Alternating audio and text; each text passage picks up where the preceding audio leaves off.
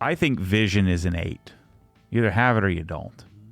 I think you can learn to harness it, but I think that if you don't just have this like natural tendency, and I may be wrong on this, but everything I've done in my life has been just natural, like the natural. And when I fight against that, I'm really not very disciplined. Right? I try so hard to be disciplined, but discipline is it's the act of doing something that you really don't want to do and doing it, religiously, or doing it just specifically for a period of time.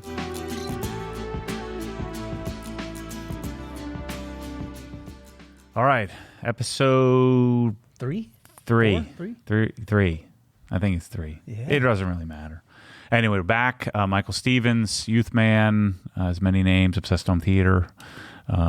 He is the now host of the podcast. Soon I'm going to turn it over to you. This is my last introduction. All From here on I'm out. doing it from here on. I was wondering when that transition would take I place. just realized that right now I got to give up control. I got to relinquish the control. Is that hard for you?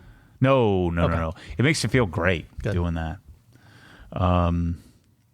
Yeah, the current thing I'm learning is that when I relinquish that, I also relinquish any kind of accountability structure, which doesn't necessarily work.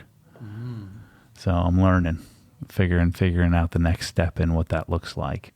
Well, I think it's cool. I mean, even just the segue there, I mean, we're already talking about our topic today. We're talking about business, and I'm super pumped about this. I've been, let's just say, a small entrepreneur since 2004 is when I began my business. I was doing website design, and so slowly over the years, and it transitioned to YouTube and content creation, and just chasing my passion for home theater, and so that became a business. But I've got so much to learn, and so I've had an amazing opportunity just to kind of shadow you in a lot of different areas, to hang out with you on phone calls, Zoom calls. And then now as we partner for Obsessed Home Theater, just sitting under you. And so this is super helpful to me, and I hope it's going to be helpful to you as well. So let's just dive in. We're going to be talking about the biggest mistakes in business. Have you made a few mistakes, Matt, in business? Yeah. Luckily not any big ones, that have sent me off the deep end. But certainly, I mean, I made more mistakes as an employee than I did as a business owner. So I've been pretty fortunate. And so those mistakes inside of somebody else's corporate structure, was really, I think, the universe or whatever you want to say, kicking me in the brain to say, hey, dude, you don't belong here. You don't belong here. You don't belong here. And it took me 38 years to actually listen to that. Anywhere I'd went from age 15 on, always getting in trouble for operating under my own set of rules rather than the rules that existed. Yeah. And those rules that existed were there for the least common denominator. And I like to think I was always in the overachievement mode.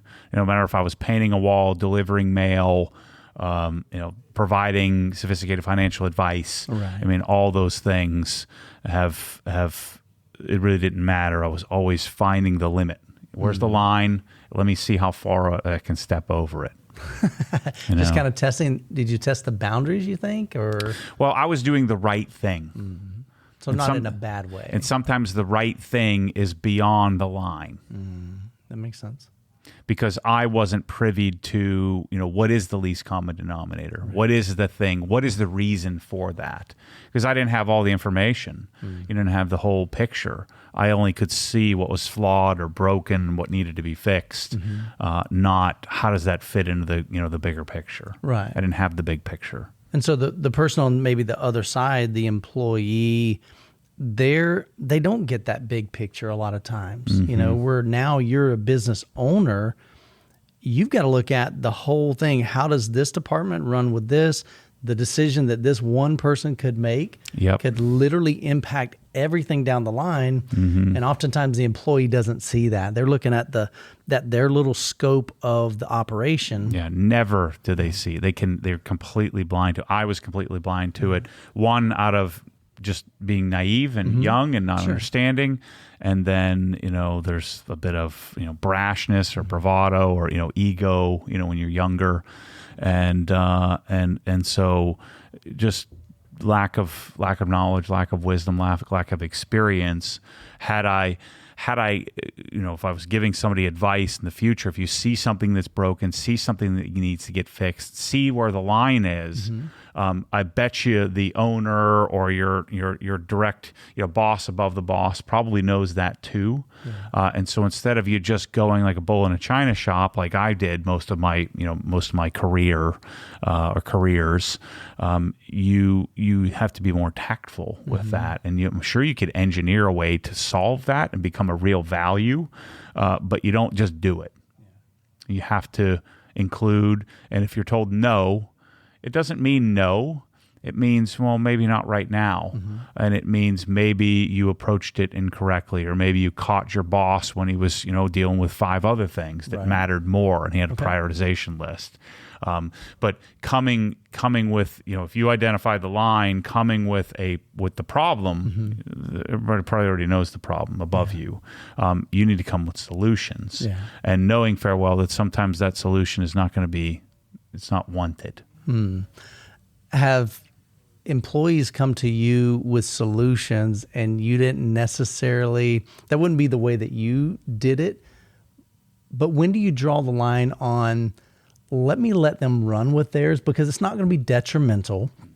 It's not going to sabotage the operation. It's just not, it's more preference. It's not how I would do it, how Matt Mormon would do it, but maybe Michael Stevens is heading a little different direction.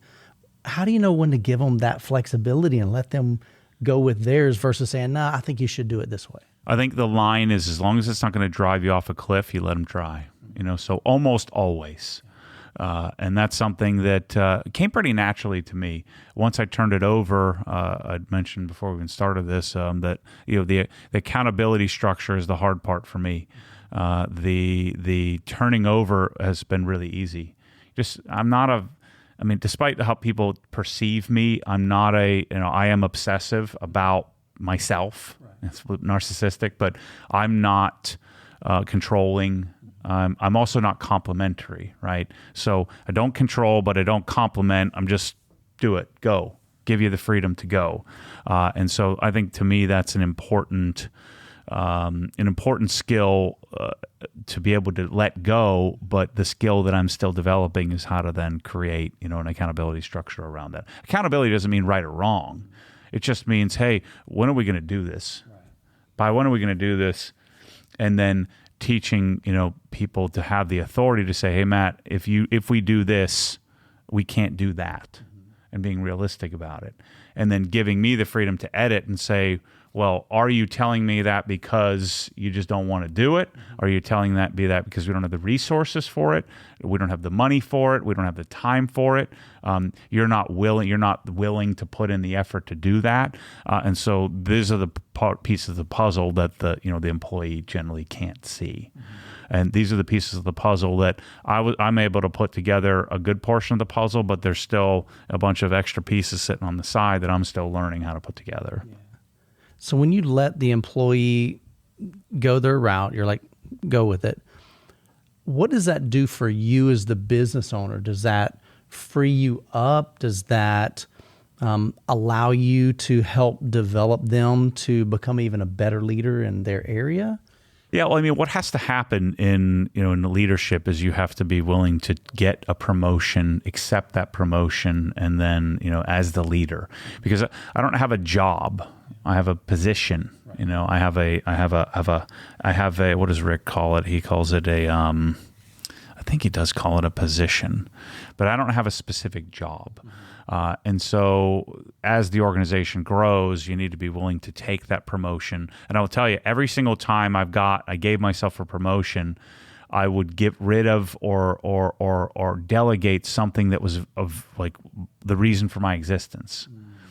And so I've had several existential crises where like, now what am I going to do? What do I do? Yeah, I just worked myself out of a job. The biggest existential crisis was that transition from wealth management to Obsessed Garage full time.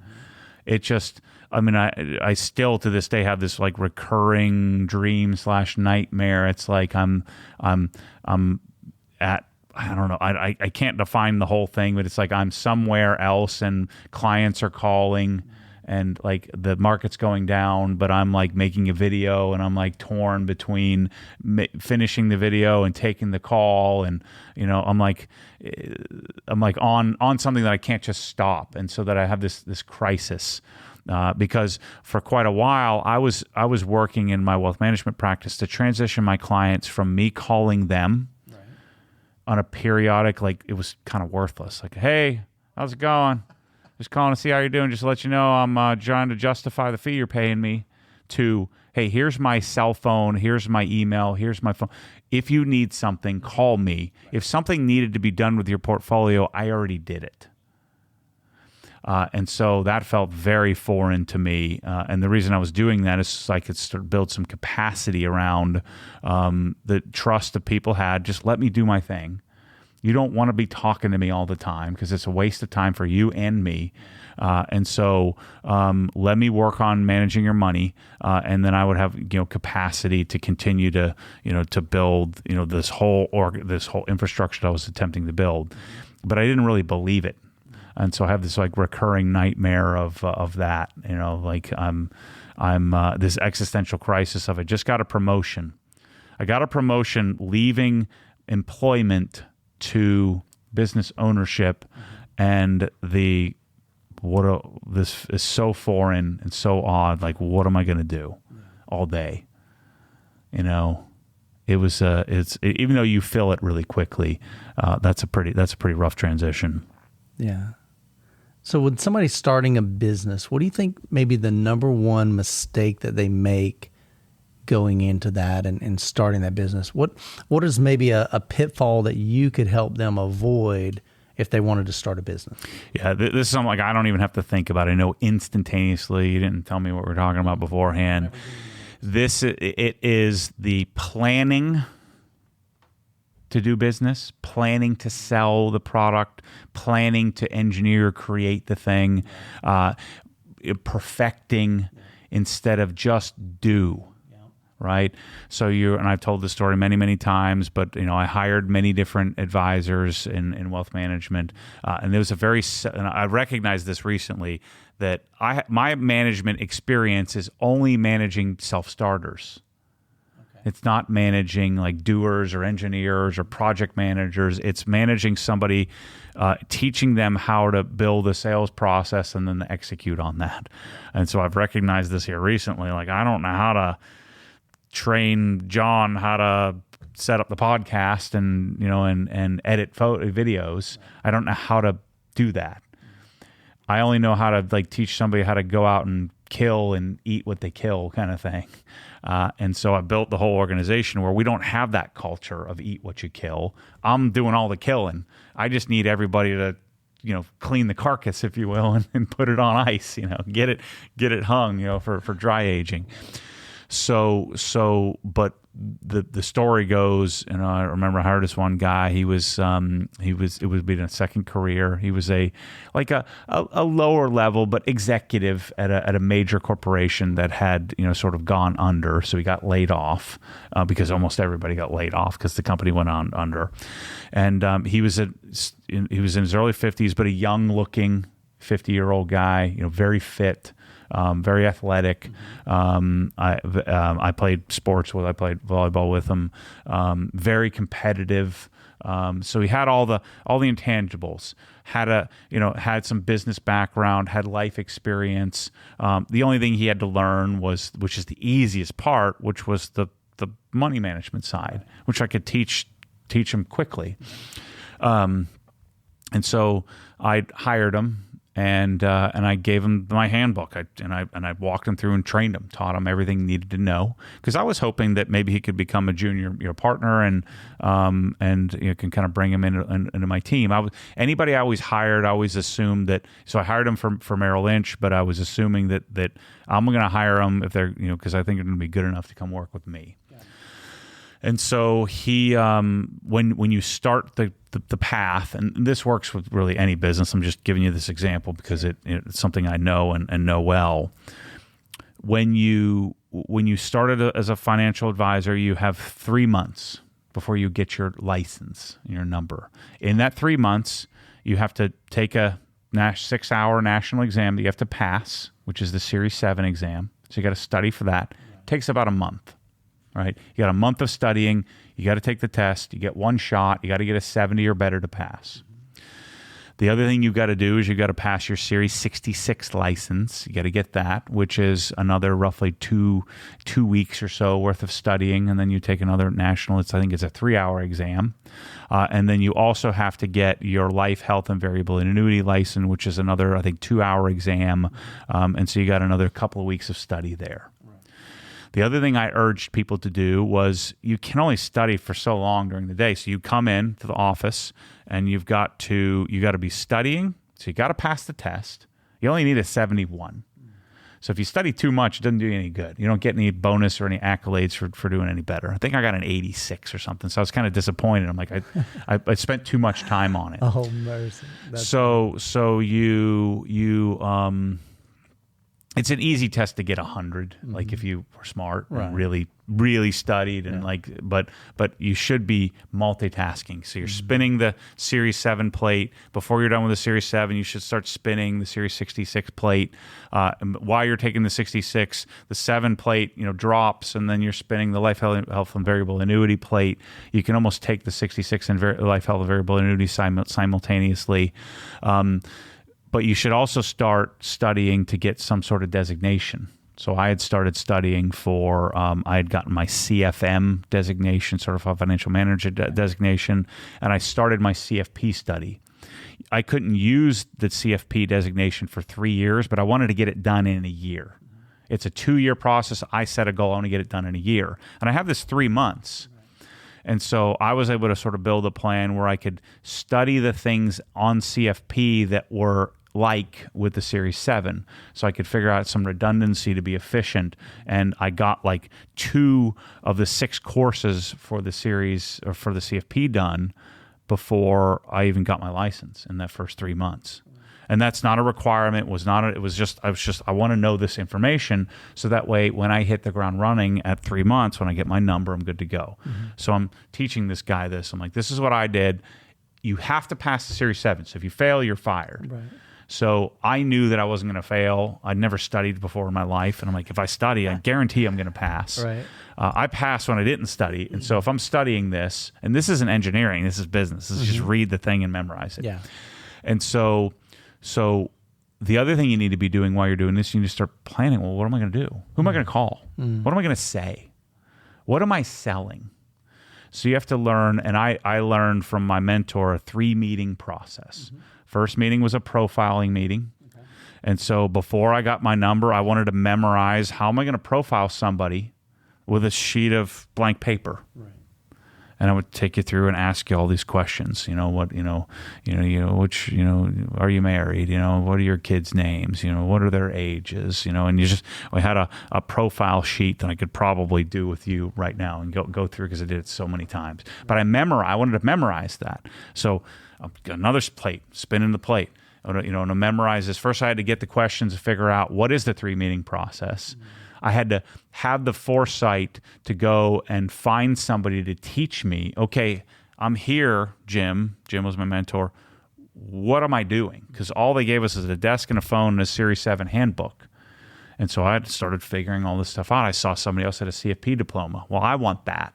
And Jim would say, you want to have diplomas. I heard him say that, and I saw somebody had it. I said, what is that? And I did the research, ask questions, figure out what do I need to do to get it. And so all these people I hired didn't even have to do this because I built the handbook for myself and I just shared it with everybody. So then you also want to figure out, all right, what's the second meeting? The second meeting is where you're doing some financial planning. You're running some projections. So I had to learn the software. And I had to figure it out. No one even knew the software. So I ended up teaching the office the software, all these old guys. Because they were using some old software and Merrill Lynch had this new thing. I'm like, well, why would I learn the old thing? I'm going to figure out the new thing. Yeah. And then I'm teaching everybody in the office as the 24-year-old, Right. you know, the new software. They'd got me started, and then I took it to the next level. And I'm building my handbook, right? Building my plan. But my plan, I've only got 3 months. Right. But I knew I had this 3 months. And so then the last part was actually managing the money. And so studying the exams, figuring out who am I going to call, what am I going to say to them, how am I going to say to them. That 3-meeting process is useless unless you've figured out a product or prospecting or pipeline process. So I realized I'm working on this 3-meeting process too much. I need to spend more of my time on how am I going to get somebody into the process. And where one of the big mistakes that like this guy made is he would spend all his time on the process preparing. What if I got a customer? I want to look smart. I don't want to sound stupid. And so I'm spinning another plate. All right, I got to have a prospecting process. And so by the time I hit my number, I had to go to like before the training guy, and I just thought I had to have all this stuff memorized. And it was like, I've just started, he's like, I've never seen anybody so prepared in their life. I said, I didn't think I had a choice. I thought this was like pass or fail. Right. He said, oh, no. You just need to have a basic idea of, get your tests. And then I knew that I had 24 months. From that 3 months, I've got 24 months to make it through the training program, and your little salary goes away and you're on your own. And so I knew I had to sort of work in this process. So I'm teaching this guy all this stuff. You only have 24 months. 3 months goes by. He got his Series 7. He got his 66. He got his life, health, and variable annuity. That was it. Then on the day 1 of month 4, start of month 4, then he starts the 3-meeting process, learning that. And then the first goal is month 3. Like that's your first quarter's goal. Sure. He hasn't even made the first call.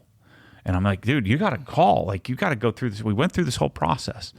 And he's filling out sheets and sheets, legal binders. I found him after I fired him. His desk was filled with like a stack of legal binders of just ideas and plans. And so he's planning to plan to sell, to build the business. And so at month 9, I fired him. He didn't have a single client, hadn't made a single call. Now, I didn't know this because they kind of hide out and they kind of dodge you, and I'm busy and I'm running this big practice. And so the biggest mistake in business is preparing to do business. The biggest mistake in business is preparing to do business. I'm planning. You're wanting just to I'm do prepping. It. Yeah. And that is a sales example, but it could be, I'm going to become a YouTuber, I'm going to make videos. And so That's you're correct. planning, Yeah. You're writing scripts and you're writing all this idea Getting and you're pretending. I recently had a guy, send me I've had this happen to me many times. He sent me this website that he built, and he built all these packages of all these products. Right. And so I said, so who are you going to share this with? And he made a bunch of YouTube videos. No one's watched them. And so he had all the stuff that I had at year 3. He had at the beginning. Yeah. You would think that would lead to success. So I started making videos in August of 2014, and I didn't build the Shopify site so I didn't launch the Krenzel pressure washer pre-order. Pre-order is very, it's exactly what we're explaining. I didn't even have the pressure washers. I didn't even have the pictures. I just put a pre-order up of something I didn't even have. Right. So not only did I not have a site until January 2017, so two years and 4 months before my first product, I had done all of this business, all this prospecting, all of this marketing. Now, I didn't know I was doing this, but I was doing all of this marketing so that way when the business did present itself, that it automatically sold. Yeah. So I didn't let me prepare to sell something. Right. Let me prepare to make a product because you're going to fail. And so this guy made the site. He made the packages. He made the videos. The videos aren't engaging. They're just videos. Like we have product videos, very specific. It's like we're talking about this microphone, but not the story that convinces anybody to actually buy a microphone. And so I said to him, so who are you going to sell this to? He's like, I was hoping you would do that for me. I was like, what do you mean? Oh, wow. He's like, well, this would be great. We could leverage your people and I'll give you a cut. I said, what do you mean? He's like, yeah, like affiliate. I said, well, if that was the arrangement, I would require, I think it'd be like 95-5. Yeah. You pay me 95 and I'll Right. give you 5. Right. That would be the type of affiliate. Oh, no, I don't have the margins for that. Yeah. I said, but you don't have any business. There's no business that exists. You've been planning and preparing, doing lots of work, spending lots of money, getting this thing beautiful package, bows on it, it's tied up, it's beautiful, and no one to buy it. No one to do it. You didn't build the business. So the number one mistake is if you don't build a pipeline, and it can also be more sophisticated than this, like you have an idea for a product and you're engineering, you're building the product. I would be out selling the product before I ever spent the first dime on making it. I'd draw it on a napkin and go out and try to find some customers before I spent money on engineering drawings and then SolidWorks and then prototyping and then making the product. Right. Instead, you're kind of building the case for it before you even build the product yeah, itself. and YouTube is not the way. It's a way, but a business is not the planning, the prepping, the preparing. That's part of it. And in a perfect world, you would have all that done at the same time as the sale, and it comes to a head. But you're always going to be better prepared to err on the side of, let me build the pipeline, let me make the sale, and then I'll build the infrastructure to support that.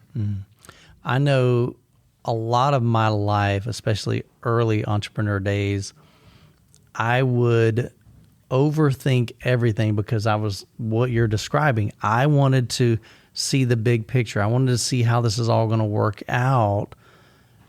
But what that caused me to do many times is just freeze and do nothing because I'm thinking about what I need to do, and then you get into the what ifs. Yep. Well, what if this goes wrong, or what if this doesn't happen? And you end up just being paralyzed and you don't move forward. You can't even start the business. And if you have a business, you can't grow the business. And so you encouraged me to take the My Business course. And one of the great revelations with that is figuring out what is my way of being? And my way of being is needing to know all the answers before I act on it. And that's exactly what you're describing. That was me for many, many, many years. And so I've gotten better. I can't say that I'm perfect. I'm still learning to do that. But there's so many times in my life that it's like, I just take the leap of faith and start moving. And it's wild because things just start happening. And I may not be moving in the right direction, but I'm moving in a direction.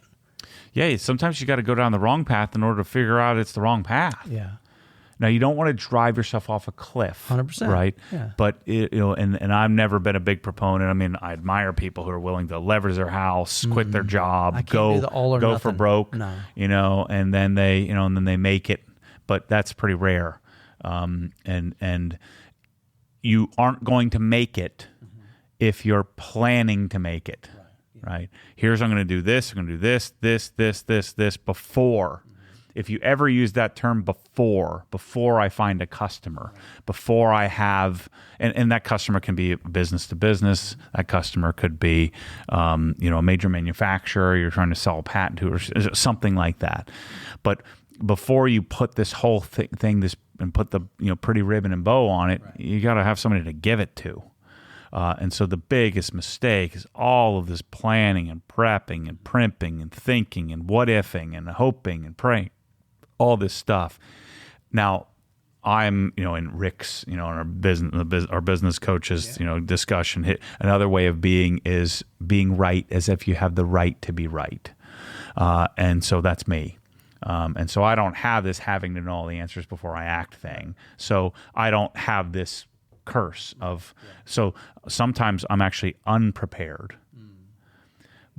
But in business, if you want a chance, because it's very difficult to make it, if you want a chance to make it, I think you've got to be able to overcome that what if and just go. You've got to go for it, and you've got to find the customer first before you build the big, beautiful plan. Sure. So you're talking about moving before you figure all the stuff out. You'll figure it out as you go. But how does that correlate, or even does it correlate with vision?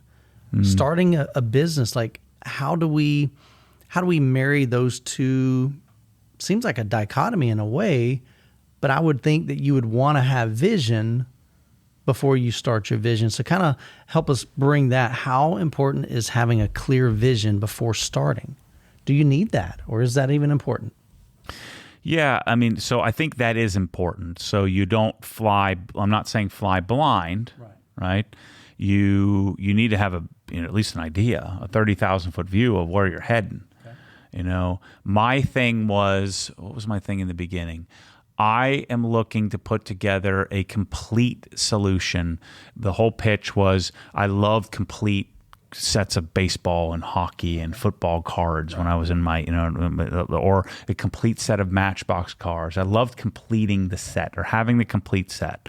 I didn't even like, I like the acquisition of the complete set. Once I had the complete set, I'm kind of done with it. I'm kind of struggling with this with cars, or struggling with the Hell in House. I'm like, I feel like I have a complete set, and now I'm kind of, now what? Right. Now it just collects dust in the corner. And so the vision part of this, you got to have an idea of what am I putting together. And for me, the vision was I want to have a complete detailing solution, the complete solution to take care of the entire car. And then that quickly morphed into I want to have the entire garage. And now it's quickly morphed into I want to have the entire house. Right. And so the vision was I'm going to curate and find a product that I like the most, that I think is the best per category, or per use until I get to that complete set. Right. And then I'll go on and make a bigger complete set and create a bigger problem, and kind of work my way through that. And so that was, I didn't know I was doing this. It was just sort of natural to me. And I think that if you plan on being a business owner, that kind of thing should happen naturally for you. And if it doesn't, you probably should go work inside of an organization and figure out what your talent is, what your skill set is. And so that vision drove my decisions. I'm driving toward the vision.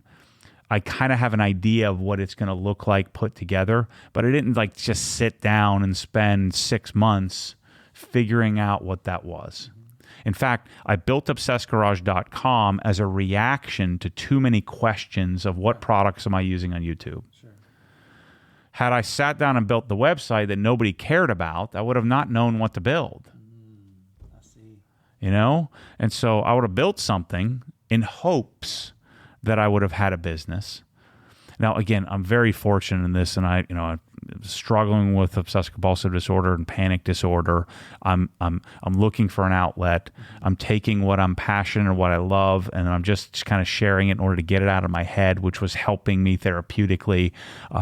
And then the business kind of fell into my lap, and so I made some mistakes, like I mentioned earlier, on stepping over the line that kind of moved me toward being a business owner.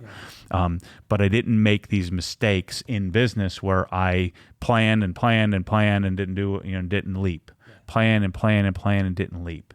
And so what I'm struggling with now is that because I've hired people that are great planners and great doers, the struggle is the organization has gotten pretty big. And so I now have a bunch of people that are having all the answers before they act. And so they're planning, where I want them to just do, and then we'll back into it. Let's get the product in Canada. And if it doesn't work out perfectly, we don't want a poor experience for our customers, but they're going to be willing. Hey, I've got wholesale orders for Press-All bottles. The customer's there, the bottle's there, the willing participants are all there, and I don't need like an amazing wholesale website. Just send an email and send a QuickBooks invoice and take the money. Right. And then once we have $10 million of money coming in, then I can spend $200,000 and have a beautiful website built. Sure. to make it easier. And so things like that can kill business. It's the biggest mistake you can make, is to do too much prepping and planning and not just frickin' leap. Do what needs to be done when it needs to be done, unless you just happen to have infinite resources where you have tons of capital and you can just do it all. Yeah. I mean, in a perfect world, you do all the planning, all the prepping while you're doing all the selling when you have willing participants. And that's extremely important. So one of the mistakes that, going back to our example of the financial professionals, and I was guilty of this many times, where okay, so I'm not 100%. I'm 25 years old. I mean, how much could I know about managing money? So I know enough to take care of people's money, and then I can learn it on the fly. But I still want to learn that. I'm studying for my CFP. So once I got my number, once I got my my production number, I'm still studying for my CFP. I was studying for some other things as well. So now I've got 5 plates spinning in all at once. I'm cold calling. I've got my pipeline of people that I've already cold called, that I'm hand addressing envelopes to, and I'm following up with them. Then I started doing my first seminars, where I'm hosting a seminar talking about investing and doing wining and dining and that kind of thing. So I'm spinning that plate, having to figure that out, having to invite people to it. Again, I got the education plate spinning, and so. But I'm spending like 90% of my time on the prospecting, on the finding clients. And so what would happen is I'd have a seminar coming up. I'd have 2 clients that responded to me that were coming to meet and go through my 3-meeting process. And the natural tendency is to stop spinning the pipeline plate. I've got to focus. Right. I mean, I've got two customers that are here. Yeah. I don't want to lose them. Right. I worked so hard to get them here. And I've got a seminar. I got to prepare. I don't want to look like an idiot. I've got a speech to prepare. I got to prepare this. So I'll start calling again next week. Let me just set this plate down, and I'm going to stop prospecting, stop marketing, because I'm going to get these 2 customers. And then what happens is no one comes to my seminar because I just didn't, I didn't have enough people in the pipeline yet. I booked it too early. And those 2 customers, one of them just no call, no show. The other one came in and had like $22,000, and my account minimum was $250,000. And then guess what happens? Now I don't have anybody. Now my pipeline starts to dry up because I stopped calling. Yeah. Because it wasn't until next week. It ended up being 3 weeks. And so the longer into the game you get, the more. Maybe I have 10 customers I'm working on. I got 3 seminars, and I do have people coming to it, and I have 10, 20, 30 clients. Right. So now I got clients, I got prospective clients coming in. I'm spinning all these plates. I'm still studying, still getting diplomas, still learning, still being everything to everybody. Then I became the manager of the office, and now I'm the manager. And you could, as a manager, I think I made like $50,000 as the manager. I made $400 as a financial advisor, but I would end up spending most of my time as the manager because that was more fun. And so then the pipeline dries up. And so this big mistake that you can make, and this is why I'm adamant with all these guys, like we need to get this or that done before we can do the giveaway or the next promotional thing or the next video. I'm like, no, that can never stop. The pipeline is paramount. We can figure out the rest. And if you're honest with people, you say, hey, here's where I'm at. Here's what I can provide to you. We're not perfect. People will, and that's why I've been so transparent and so authentic and shared people all the details, because they'll give you room. They'll give you some grace there. Yeah, they'll give you room. Yeah. I think the lack of communication is oftentimes a mistake that I see in business, is that when you're upfront with your customers and you let them know what's going on, they're more apt to give you... Not excuses, right? But accountability. Here's where we're at. Even if you drop the ball, let them know you dropped the ball. Yeah. So many companies, especially in our space with the home theater, they don't want to let the customers know that they kind of screwed up and that's why it's backed up. It's like, look, if you'll let them know... Well, I'm a big proponent of, you can't drop the ball if you have an agreement up front. It's impossible. Here's what we can do. Right. As long as you do what you say you're going to do, sure. Even if it's the timeline is like with Cree lighting. The Cree lighting is 12 weeks out. Mm-hmm. It's not going to come earlier, and it might even come later. Right. I just want you to know that. And I know it's expensive, and I can't discount it because I don't have a great margin on it. But I'm telling you, it's worth the wait. You want the lights. Right. Are you okay with that? Yes, we have an agreement. unless they're just, not, if they don't have integrity, they might, hold you, they might lie to you and pretend like they didn't hear that. But generally speaking, if you have good, you have a relationship and it's not a transaction, they'll give you the grace because you have an agreement up front. And that's what I try to teach my guys is they want to be perfect. You don't want to be perfect. You want to be appropriately authentic. You don't want to be laissez-faire. You don't want to come across as aloof. You don't want to come across as lazy. You don't want to be lazy. You don't want to be look, I can't deliver. But there are times where you want this product. I know you want it. You know you want it. This is the only way to get it. I really appreciate you honoring the source. But this is what we can do. I can't discount it because the math doesn't work. I can't ship it for free, and I know you want that. I want that too, but it doesn't work. We can't talk on the phone for like 3 hours about this. I've already kind of answered all these questions for you. Can you, and it's going to be like 12 weeks out. Those are all negative from the wrong perspective. Why would I buy this from a guy? Yeah. Right. But there's a lot of things we saw you can't get anywhere else, and I'm just, trying to get it to you as efficiently as possible. Yeah. And if you're having that agreement up front, then everybody's cool. So earlier we talked about vision, but one word that always comes around with when you talk about business is passion.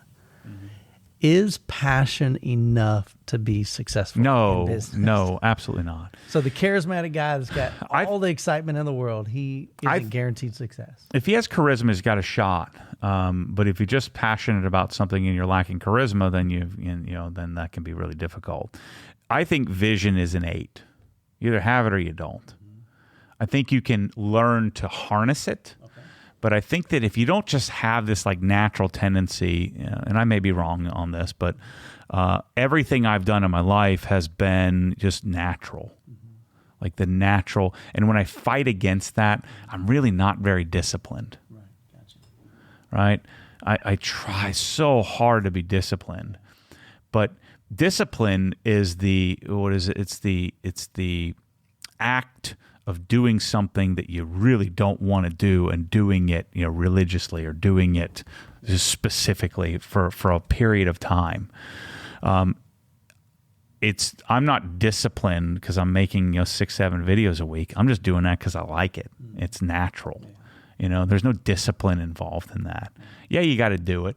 Yeah, sometimes you don't want to do it, but that's if it comes natural to you and you're passionate about something. So passion can overcome lack of discipline. But vision is something that I think is innate. And I think you need both. Yeah. Now, but you can't just survive off of passion. But passion doesn't necessarily have to come in the form of the way it comes from me or you. Passion could be a passion for the process, a passion for the grind, a passion for the work, a passion for the code. It doesn't have to be the product. In fact, you're probably better off if it's not. And you're also better off. What do they say? It'd be better to be rich and anonymous than rich and famous. That's the best. If you can be rich and wealthy and anonymous, that'd be the best because then you have the choice. You can just disappear. Whereas when you're rich and famous, you have a responsibility and you have you're beholden to that. It can become really difficult. So, I'm kind of stuck. You're kind of stuck to, you've got to be, not saying we're rich and famous, but you've got to be face forward. You can't just go hide in a corner somewhere, and do some lever pulling. You've got to be, you got to be at the forefront because we're the marketers.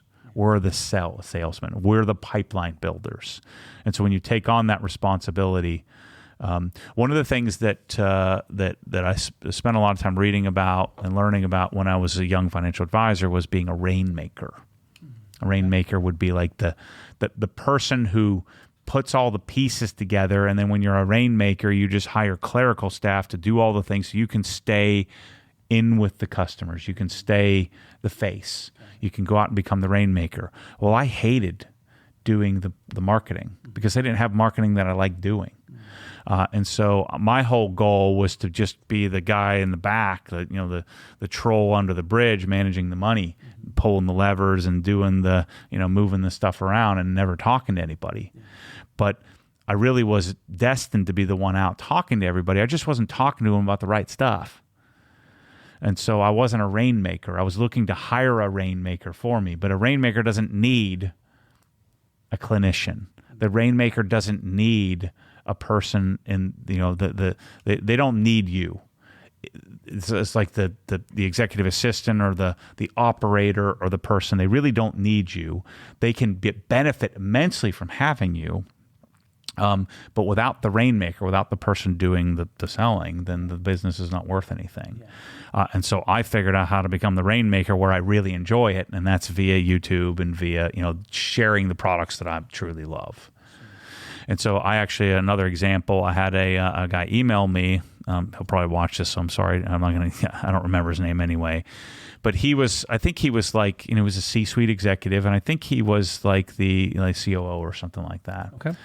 And he had a major role in doing all of this thing I'm talking, all the planning, all the back end, all the infrastructure.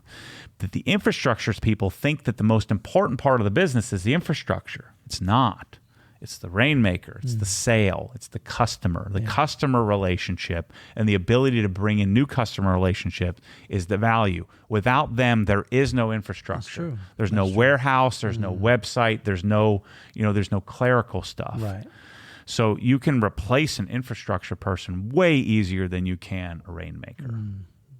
And I don't want to replace anybody. Right. Yeah, absolutely. But if you are a support, if you are a clinician, you're the person doing the clinical stuff in the back room to make sure that things work, and you're really adding value. Let's say you're you're working for this high-powered attorney or a doctor, or where they don't really do anything. They just show up and do their thing.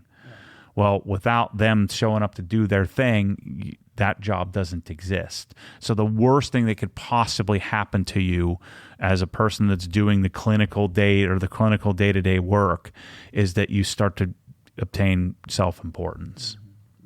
You are important, but if you are self-important, you cease value. You cease to have the value you once had because you're not as important as the rainmaker. And unless you're born with that, you don't want it. You don't want it. And so don't envy it, don't covet it, and don't demean it. Because those people that are the rainmakers are usually missing the components that you have, and you can provide value to that. And the two of you together can be really, really useful. But no, you need them and they don't need you, because they could just operate in chaos, but still close business. Right. Just not as efficiently. Yeah, that still makes some sales. Yeah. And so if you are an operator type and you want to be a business owner, you can still be that. But chances are your highest paid person is going to probably make more money than you is going to be the person you hire to be the rainmaker, the person to build, massage, and execute on the pipeline. I don't care if you're in IT, you're in food sales, you're in whatever. You're producing cabinets. I mean, somebody has to find the customer to get the product to. Right. During this conversation, you have mentioned several times about this concept of plate spinning. And of course, I, being just a solopreneur is what I've always referred to myself. I'm spinning tons of plates. With YouTube, I'm the, I come up with the ideas, and then I film, and then I edit, and then I do this. So as a new business owner, at some point, you can only spin so many plates, and so you need to begin to hire.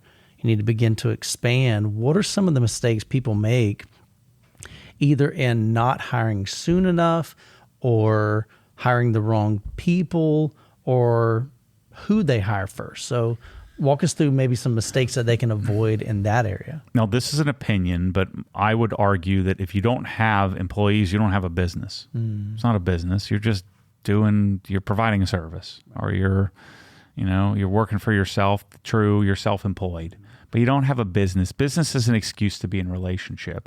And so until you have people, until you have built some sort of organized structure with multiple humans applying leverage, you really don't have a business. You've got, you got have income, but you don't have a business. Yeah. I mean, I guess one could argue, you can have a $100 million business and it's just you, but you have a sole proprietorship. It's a little bit different. Yeah. So, ask me that question again. So, what mistakes do business owners, because at some point they need to expand, they need to hire, what mistakes can they, you can help them avoid? One of the things that really landed with me early on is when my coach said, you don't think in terms of having a person's full year salary. Think of, can I pay next month's salary? Interesting. So you're breaking it up into bite-sized So I'm going to pay pieces. someone $60,000. Don't think about $60,000. Think about $5,000. Okay. I got to come up with $5,000 this month. Will this person help me generate $5,000 more in profitability? And really, it should be $15,000 or more in profitability in relatively short order. Now, there's a training ramp up. There's some time. But can I afford this person for 1 month, then the next month, then the next month? Can I afford them 1 month at a time? It'll help sort of readjust your mindset as, man, I got to hire this person that's going to make $300,000 a year. I'm going to pay him $26,000, $25,000 a month. How am I going to do this?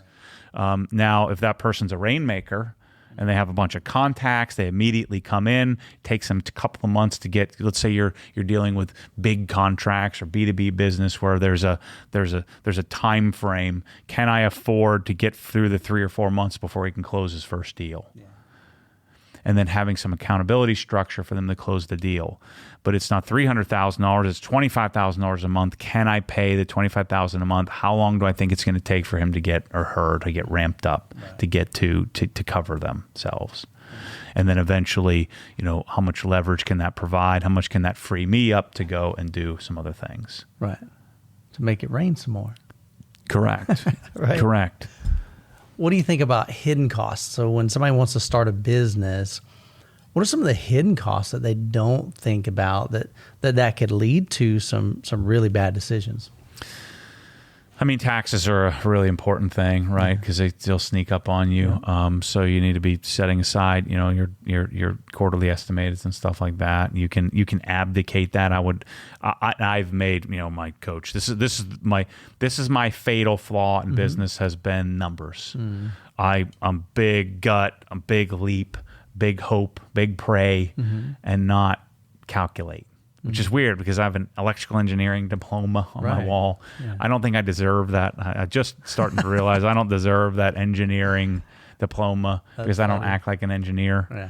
I think like an engineer at times, but I don't act like one. Yeah. And I certainly don't operate like one.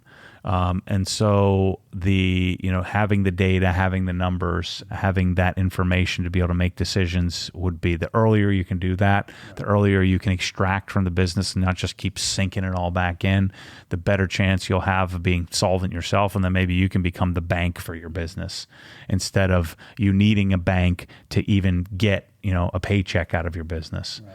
And I've been guilty of that, just keep dumping it back in, and never set myself up to be the bank of my own business. I still don't know that I have a plan for that yet. You just kind of, if you take the path I've taken, you hope to out-earn your stupidity. Yeah. So when you're operating a business and you're thinking in terms of what you can accomplish yourself, what's the risk of trying to do it all yourself? You're saying, hey, look, you're not really a business if you're just by yourself. So you've got to hire some people. You've got to bring a team. You've got to build that infrastructure. But what's the risk involved of you just, continually to do everything, grab another, I just need to spin another plate. And then this comes along. I got to spin another plate. What's the risk? Well, the risk is your potential, right? Yeah. There is less risk in doing it that way, I would argue, than because now you're beholden to other people's livelihoods, their families, their the education of their kids. You're responsible for that. So I mean, there's there's, two sides to this coin in that, if you choose the solopreneur path, you choose the small with a couple of people path. Maybe that's just what you're best served doing, but there's an opportunity cost to that. You may end up with less opportunity. You may end up with not reaching your potential. And if you're okay with that, like one of my buddies, he took the course, Grant, and he was a financial advisor as well. And my coach was like, so do you want more clients? He's like, nah, I'm good. He's like, do you want more money? Yeah, it'd be nice, but I'm good. Yeah. And he reached his potential. Very complacent. He's just cool. Yeah. And it wasn't out of fear. Which will happen most of the time. So if it's out of fear or you're afraid to take the risk, then you may be leaving some a bunch of money on the table, a bunch of potential on the table. For me, it's never about money; it's about opportunity. Yeah. And so I think that you really need to sit down and ask yourself, what do you want? And I think if you're going to stay in that solo path, you probably won't have the freedom that you would have if you just had a job, because you're doing all the plate spinning. Yeah. And now, if it's easy and you're just kind of, let's say you're just a middleman and you don't have to do anything and you just kind of take a few calls once a week or whatever, or you got a bunch of investments and you're just kind of chilling, I think that's pretty rare.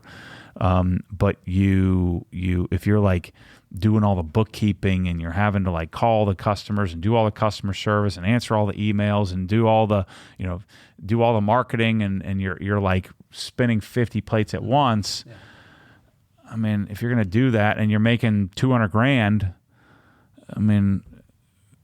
maybe I'd just try to go get a job because then I can work 50 hours a week instead of 80 hours a week. If you're not going to execute and try to figure out what your potential is. That's what I would do. Gotcha. So one thing that, I'll tell you, I'll come back to that one. What mistakes did you make?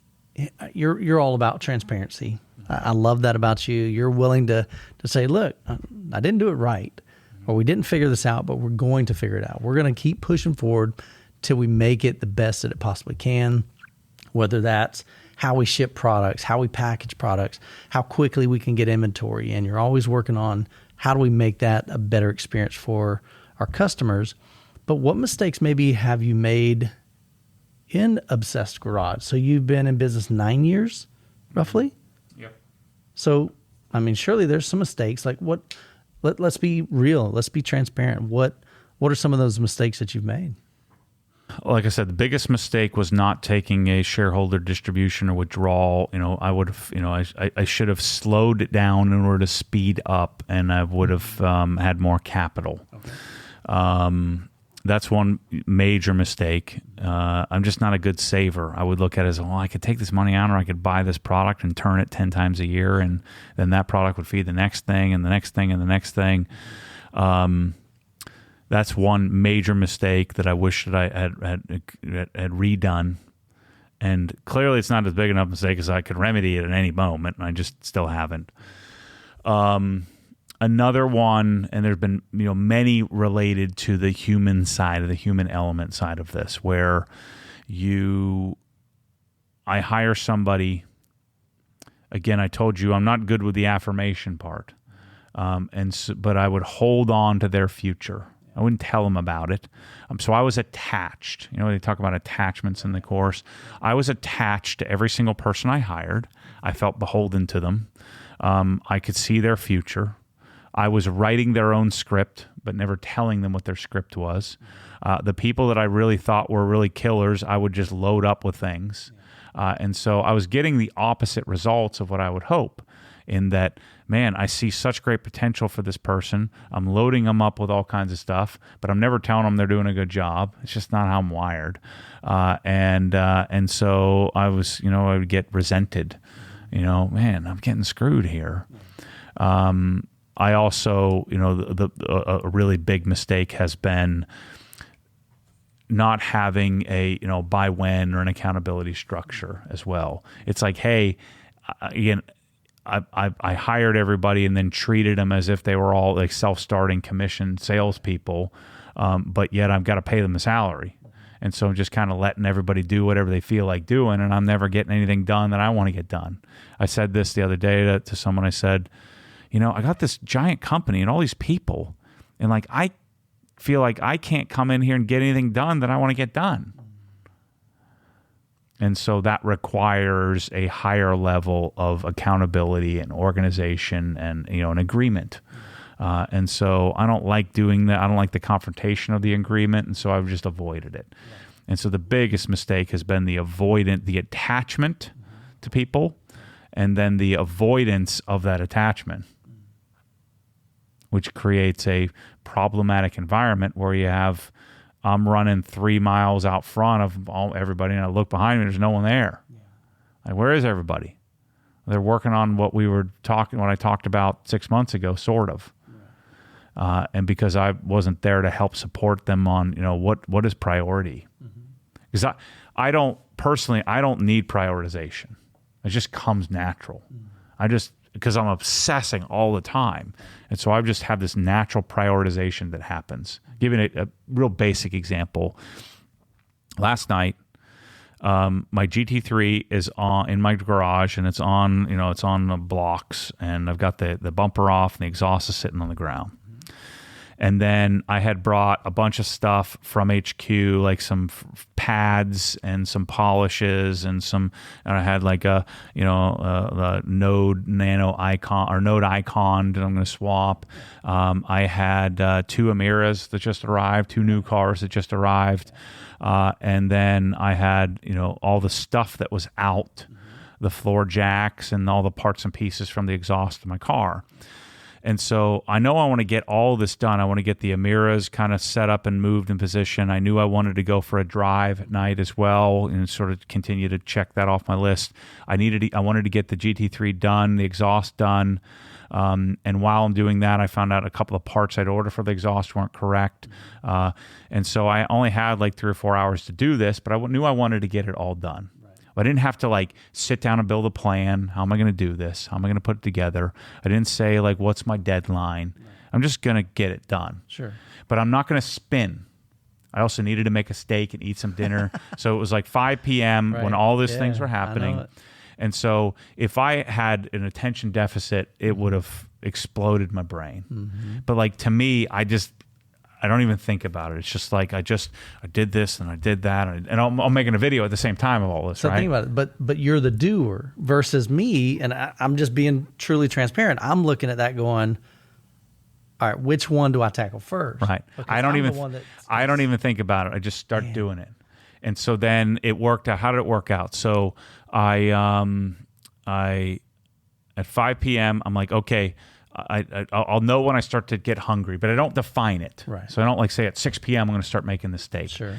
So 5 p.m. I go out and I put I start working on the exhaust and make the video.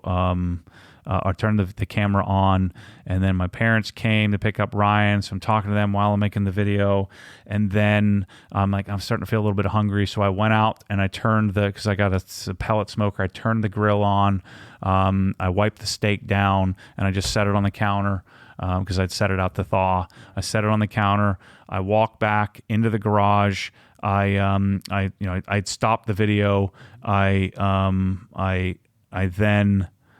Let's see, what did I need to do? I put the other piece of the exhaust on, realized I was missing a part, ordered the other thing that I was doing. So I made a call while I went out to cut the steak open, season the steak. I go out and I check the temperature.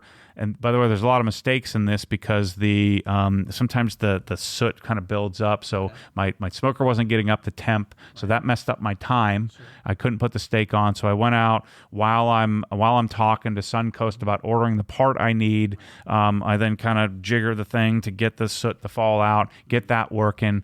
That set me back a little bit. went back out and turned the video back on, put on another piece because I knew that my steak wasn't going to go on for another 10 minutes. I walked back in, washed my hands. I'd ordered the part. He sent me the email. I go out, I put the steak on. I know I don't set a timer. I know roughly when the steak's going to be done. So I just put it on there. I don't even have to think about it.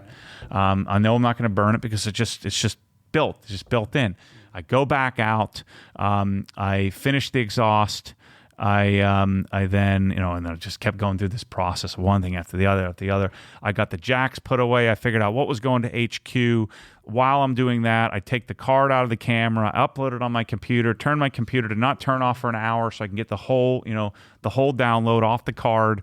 I run over there and I'm like, well, the Nano's sitting there, or that Note Icon's sitting there, and the bag filled with stuff that I brought from HQ. I start unboxing that, but I want to go for a drive, right? And so I need to go for a drive, and I need to move a bunch of cars around, and I wanted to test out the GT3. So then I get the GT3 off the block, so I had to turn the camera back on to finish that video, and I'm just kind of going through this process. And this is what my life looks like all the time. Wow. I'm never stressed, never think about it. It just happens. Yeah. So my problem in business, the reason why I tell you that story, I just assume everybody can do that. Everybody does. And no one can.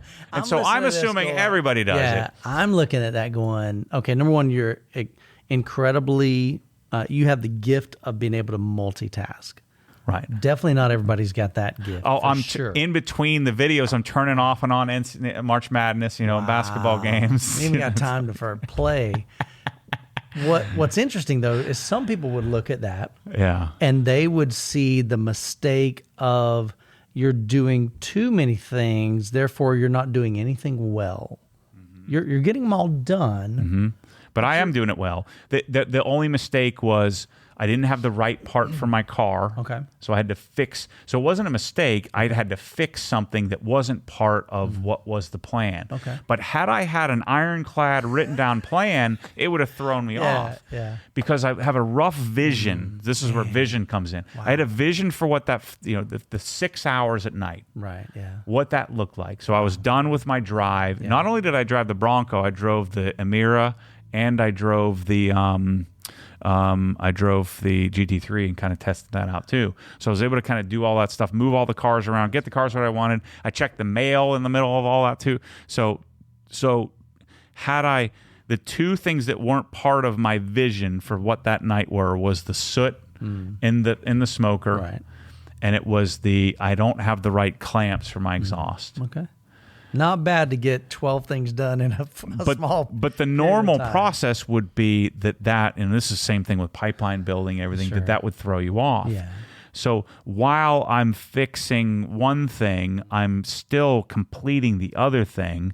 And now, if it's something that's critical that you could do poorly, and I wouldn't do it, I would shelf it, I would push it off and reprioritize it. And so my big mistake in business is assuming that my organization can model something that I'd never even told anybody how to do. Right. I don't know that I could explain it. I really didn't even explain it all that well. I don't know how you do it. Right. And so I had this huge assumption that everybody can do it like I do it. Right. I'm not saying I'm better, because there is a significant con that comes with that. Sure. It never shuts off, ever. In this conversation, I'm doing something else at the same time. Yeah, you're figuring out, I got to meet over here and do this, and I got this person, I got to have a conversation as soon as we're done. But I also keep things pretty narrow. Okay. All these things connected. Right. They were all part of the same thing. Interesting. Right? Yeah. So it's not like, I need to eat, and the eating fuels the finishing the job. And if I don't eat, then I'm going to wait too long, and then I'm going to eat junk. So I'm strict on my diet, on my plan. And so also in that, Michelle, she's killing me. She left like Reese's Pieces out, and I went to open it up, and I just dumped it in the trash and put barbecue sauce on it, because otherwise I would have gone and dug it out of the trash. So that I felt really, and I haven't done that in a long time. I feel really good about the power of. And it even said, I don't know if she bought it at a movie theater or something. It said $5.75 for a little thing. So and then there's money attached to it. I can't waste that. Yeah, I'm like, no, I'm throwing this away. I don't care. It made me feel like $1 million, by the way. Wow. But that process, and so I think what I'm getting at, a mistake in business is not knowing who you are and what your strengths and weaknesses are. Yeah. And if you don't know that, and you don't work on that, now you're never going to just know it. You're never going to know your blind spots like right off the bat. You have to be willing to be coached, to learn, you have to be willing to make mistakes and be willing to again be teachable. And if you're not, then again, it's probably not, you're not in the right spot. Sure. You should be figuring that out and doing something different. Yeah. Got one more question for you. As I was thinking, it's interesting because you say something and it just triggers. I'm like, man, I want to dive into that. Sure.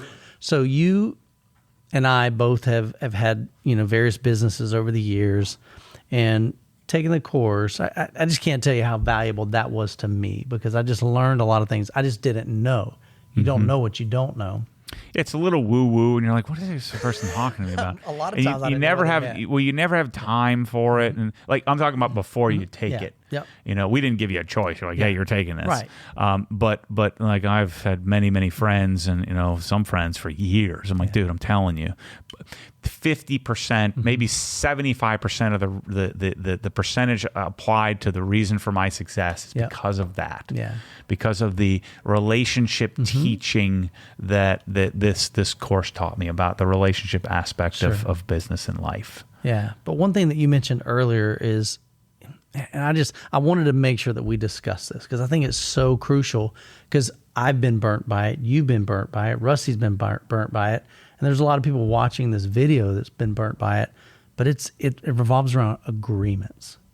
What mistakes do people make in regards to agreements, whether it's not making the right agreements, or in my case, I didn't have written agreements. That was one of the biggest mistakes I've ever made in business, is we had a verbal agreement, and that should be enough, but the reality isn't. And when it's written, it's concise. You can always go back to it and say, wait a minute, it's not what we thought we said or thought what we remembered, but we both agreed here on written text that this was my responsibility, this was your responsibility, this is how this is going to work.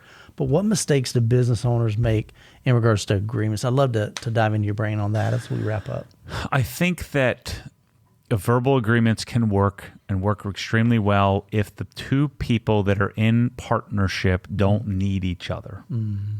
Got it. It's when you get into need, scarcity, and survival that partnership is almost certainly doomed to fail unless you have a pretty bulletproof document that's written. And even then, partnerships are very, very complex, very, very difficult. And so in life, especially in the beginning when there's no money involved, everybody's hunky-dory. Everything's great. It's going to be great. We're going to row the boat together.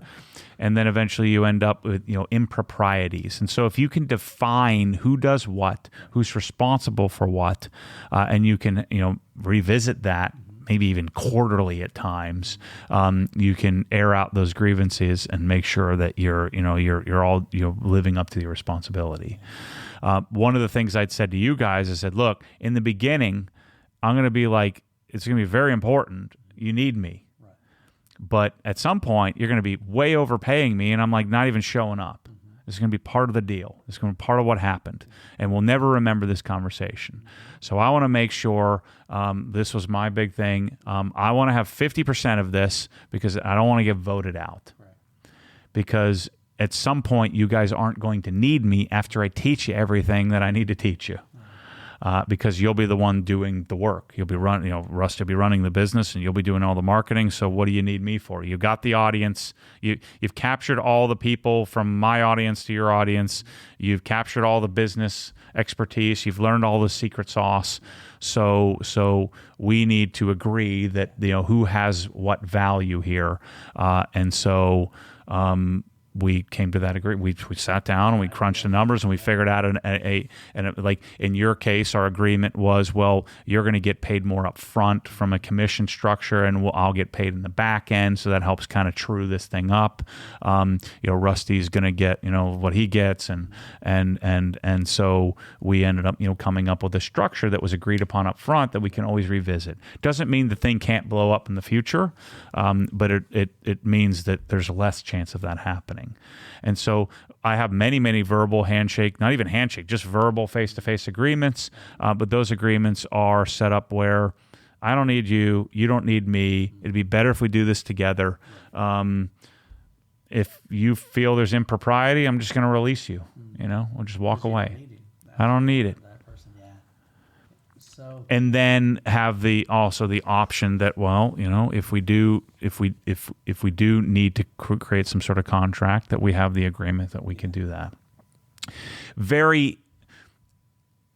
You almost always would be better off erring on the side of documentation, which I hate doing because it's freaking, to me, again, it's not a leap. It's like, I don't know. That's where I got Rusty in my life to help me, because he didn't operate that way. Right. He's like, I need it down here, because he's always going, hey, Matt, I know we need to sit down. We gotta figure this out. And you're like, yeah, but we got all these plates we're spinning. We got business to make sure that's happening. One of the risks can be, that you don't do that, but you do too much of that.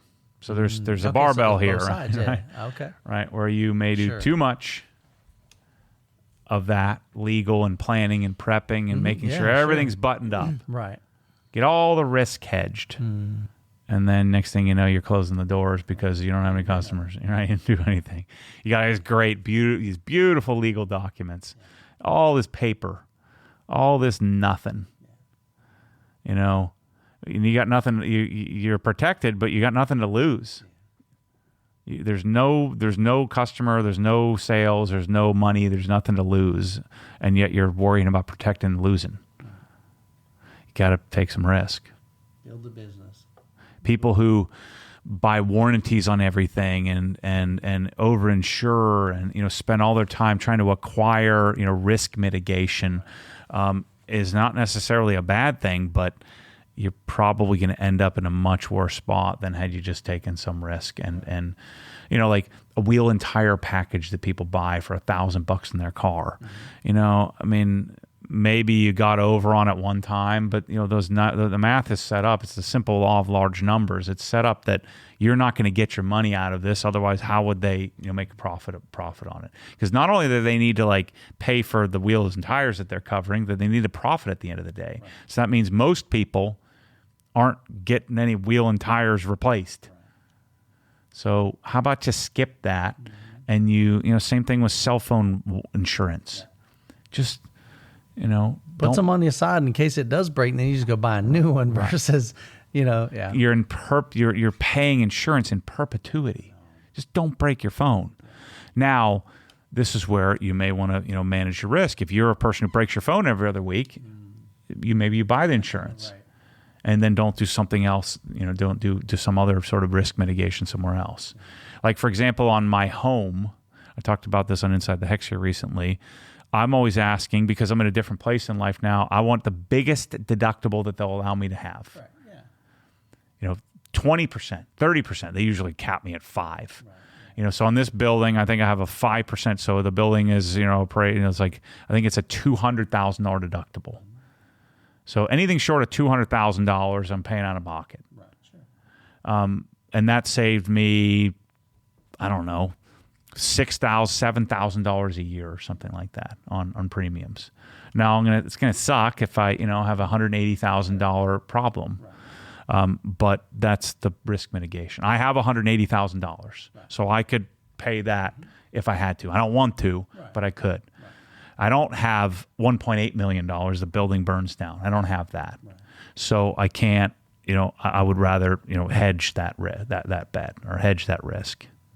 And so doing things like that, I think, is important in your thought process of agreements and risk taking and, how much planning and how much prepping, and have some flexibility in agreements. I was having this conversation with Chris Gorberry in the design department. I'm trying to teach them how to sell and how to react and be present in the conversation. Don't be thinking ahead. Listen to the person.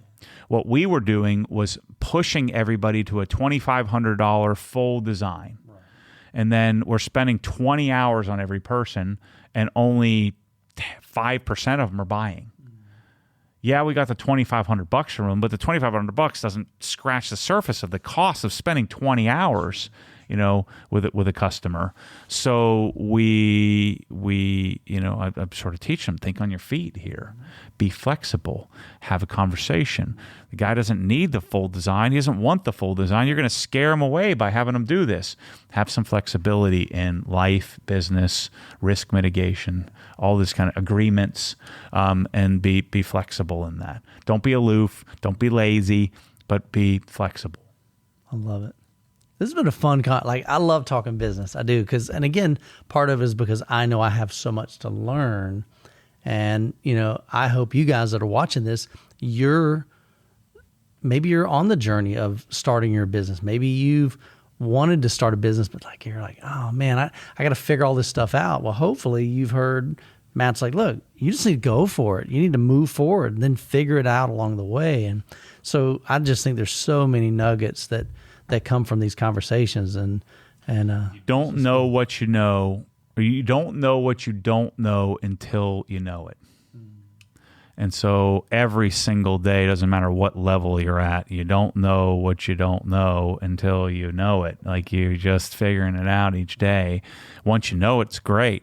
This is the pursuit of wisdom, the pursuit of that knowledge. And so if you don't know, I don't know what I'm doing right now. Yeah, I will. The problem is now I'm not here anymore. I'm somewhere else. Right. And so you're attempting to learn and figure out. Unless you go start over. If I went and started over at a business, I would know the steps. I would have the experience. Yeah. The problem is I'm not done with this, and so I don't want to start over. I want to keep going to that unknowable space, and be willing to be coached. And I think that it's really, really important. There's something I'd seen from Jordan Peterson the other day. It was about that willingness to be teachable, be coachable. What was it? I think I have it here. Let me see. This was good. Shoot. I don't know if I want to find this because this was really good. Let me see if it was on his feed. If it wasn't, then I'm not going to be able to find it.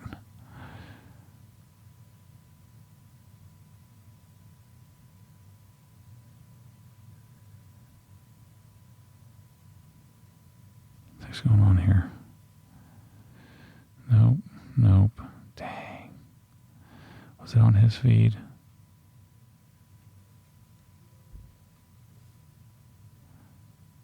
Shoot.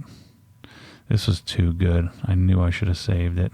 We might be able to drop it in the description. Probably. I don't know that I'm ever going to, because I don't think it was on his page. I think it was just in my feed. Gotcha. But it had to do with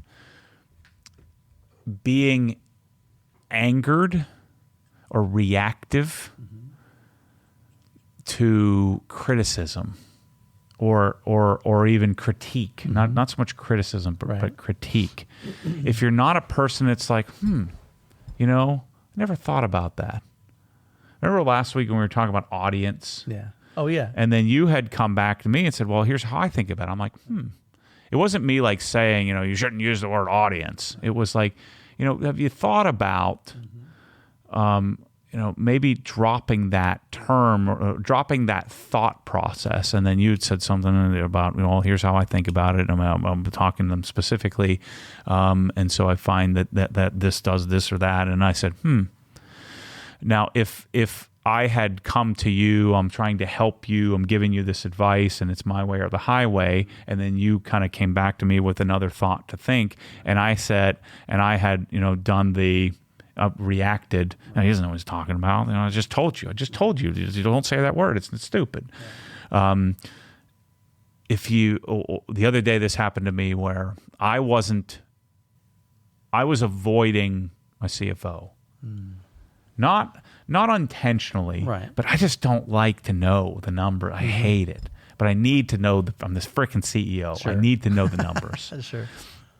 And so my coach was just in front of other people, was just laying me out to dry. And I never, ever got, I didn't like it. I felt stressed out. I felt like, man, but I didn't feel like I was being attacked. I felt like I was being coached. Right. I was being, finding improvement. Yeah. And so it was, I don't like that I'm doing that, but yeah, you're right. I can't keep doing that. Yeah. And I felt just beat up. Yeah. But if you dig in, so if you want to be a business person and you dig in to that kind of thing and you react emotionally, Right. Yep. you're not in the right spot. Yeah. And you need to figure out a way to take that criticism, to take that as constructive. Yeah. And don't think of it as criticism. Think of it as critique in order to be constructive for your future. And that's a really, really important thing. Yeah. That's a really important thing for you as a leader, as a owner, as a responsible person for other humans, is to be willing to say, I hadn't really thought of that. Right. And the more you can do that in life, I think the better shot you got. Yeah. I've been in that hot seat. You know what I'm talking about? And it's an uncomfortable position to be in, but being at the end of that going, I see what they did there.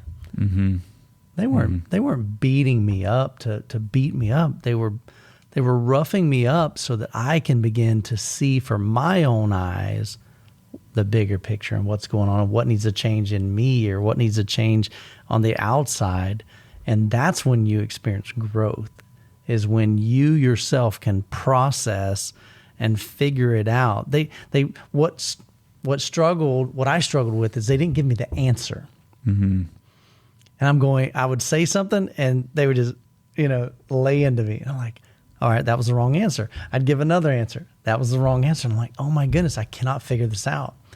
But once I finally figured it out for myself, billboard, it's like, okay, holy cow, that'll stick with me forever.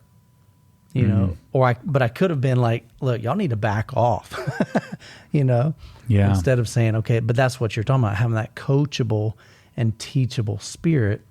So even as a business owner, I think we need to have that teachable spirit as well. Not just expect that from our employees, but we've got to be willing to be teachable. We've got to be willing to change. We've got to be willing to look at something from a different perspective in business, because we may be just walking around with blinders on, but somebody from the outside can look in and say, look, I see this from a different perspective. The thing that I'm starting to really figure out here in the last year or so, maybe even 6 months, I have that in me. I'm just born with that coachable. Like I was always like, when I showed up at the volleyball, on the volleyball team, tried out as a junior, even as like a 16-year-old, 17-year-old kid, like I was playing on the coach's like team after hours. Like I'm friends with the coach. I'm able to have that kind of, hey, have you thought about this? Instead of like most kids are like bashful and like, I'm going to figure out how to develop a relationship. And then just like naturally, as soon as I walked on the court, I was the captain. Like the moment I walked on the court, even though there was a captain, he was senior to me. It's like I'm acting not unnaturally. It's just I know I'm going to be the leader of this team, right? I'm going to work harder, and I'm going to try to bring as many people along with me. I'm going to become the not the coach's pet, but I just want to become friends with the coach because I like him, And so I see like my kids, and they don't do that. I'm like, I want you to. Why don't you do that? Why are you taking gruff when you could be like, figure out how to be the leader? So the thing that is really, so I just talked about being very coachable, be willing to be the captain, be willing to be the leader. I want the coach to yell at me, use me as an example, critique me. I also want my staff to not berate me, not to diminish me, but to like teach me, coach me at times, especially if something they have an expertise in. But I was totally unaware and I'm sure you do, everybody does this to me. I was very unaware of how people come at me and how they perceive me. Like, I don't perceive myself as having any authority or as any superiority or any, like, again, we're calling the podcast I'm doing Figuring Out Mentorship. Right. I don't see myself as a mentor. I don't see myself as a leader. I just see myself as a kid from the trailer park, who just works hard and is willing to learn. Right. And so there's a lot of insulating of information. There's an insulating of shortcomings. There's people unwilling to tell you that they can't do it. Right. There is a way that people come at you when you reach a certain status that I'm just completely oblivious to. Because I'm walking around here as the idiot, from the trailer park, not as the... Well, they don't see you as that. Right, yeah. which is it almost feels a little, arrogant to even to understand the real perception. Mm-hmm. And I think once you can figure that out, you can really become a leader, because then you can develop people to really, give them the authority to say, hey, if I'm screwing up here, right, yeah, call me out on it. Yeah, which my coach, that's his job. Sure. That's what he's born. That's what they're That's what they're born to do. That's what I'm paying them to do. Yeah. But with your different layers of management and leadership, well, they don't feel like they have that ability, and so maybe as leaders, we have to let them know that. We have to let them know that it's like with my kids. I've got 4 children, and they're now grown adults, but I've always taught them, look, I want them to understand that you can approach me and we can have any conversation, but it's all about tone. Mm-hmm. You can come to me and say, Dad, what you said the other day made me mad. That'll be a healthy conversation. But when you start, giving me the rolly eyes and the attitude, that's a whole different conversation. But maybe in business, we have to give our people permission to have that conversation, that healthy conversation. Well, you have to be aware of it to even have that. And then same thing with kids. Like, I don't want somebody telling me what to do. Right. This isn't tell somebody what to do. Yeah. This is, hey, were you aware? Like when we started this conversation, I'm an employee and I see a line that needs to be fixed and moved upward. I think I know I can help with that. Not knowing where it fits into the big picture, because it usually involves money and resources that maybe you don't have all the information on. And so there is this kind of delicate balance of, and this becomes from maturity of people that are approaching me, is yes, they have the authority to do it. I've been sort of blind to how I'm perceived. And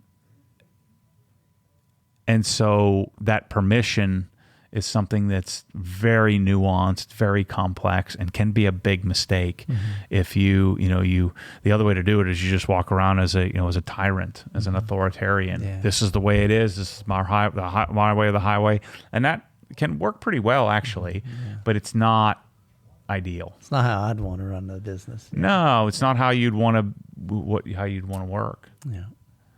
But sometimes, mutual hate for the leader can be very effective, because then you all band together and say, "Screw you! I'm going to kill it. We're gonna win." But culturally, not ideal. Right. But it is, and I've met some people like that in the last, several, decades or so, is, what not to be and what you could easily become. Yeah. Once you become aware of this thing, I'm just now becoming aware of how people perceive me, right?